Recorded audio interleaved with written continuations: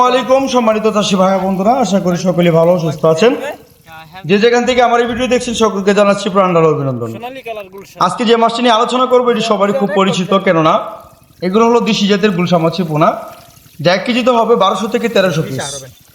আমাদেরকে অনেক চাষিরা প্রশ্ন করে থাকে দেশি জাতীয় গুলশা মাছের কালার অথবা মাছের গায়ের রং বা কেমন হতে পারে।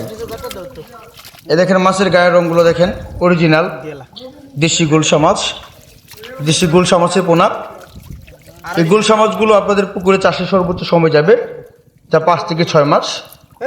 তার ভিতরে মাছের ওজন আসবে 10 থেকে 15টা পিস, 1 কেজিতে ওজন মানে বিক্রি করতে পারবেন দেশি জাতীয় গুলশা মাছের পোনা।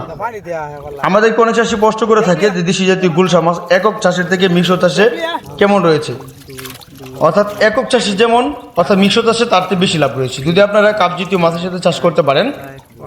অর্থাৎ অন্য কাপ জাতীয় মাছ থেকে যে এখন আপনার প্রতি শতাংশ যা 100 থেকে 150 পিস কালচার করবেন কাপ জাতীয় মাছ, তার পাশাপাশি 2 থেকে 250 পিস বা 150 পিস করে মাছের পোনাগুলো অন্যান্য মাছের সাথে মাছের পোনাগুলো মজুত করতে পারবেন। দেশি জাতীয় গুলশা মাছের পোনা একক চাষ ক্ষেত্রে প্রতি শতাংশ চাষ করা যায় 800 থেকে 1200 পিস। তার পাশাপাশি রুই মৃগেল যা প্রতি শতাংশ 8টা থেকে 10টা পিস করে দেওয়া যায়। যদি এরকম গুণগত দেশি জাতীয় গুলশা মাছ অথবা গুলশা, ট্যাংরা, পাবদা সকল ধরনের মাছের পোনা নিতে চান, তাহলে অবশ্যই আমাদের এই স্ক্রিনে থাকা নাম্বারে অথবা ভিডিও থাকা টাইটেলে থাকা নাম্বারে যোগাযোগ করে এরকম গুণগত মাছের পোনা আপনারা আমাদের কাছ থেকে নিতে পারেন।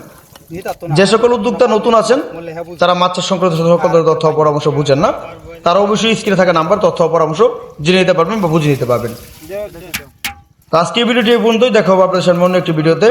সে পর্যন্ত সকলে ভালো থাকেন। খোদা হাফেজ, আসসালামু আলাইকুম।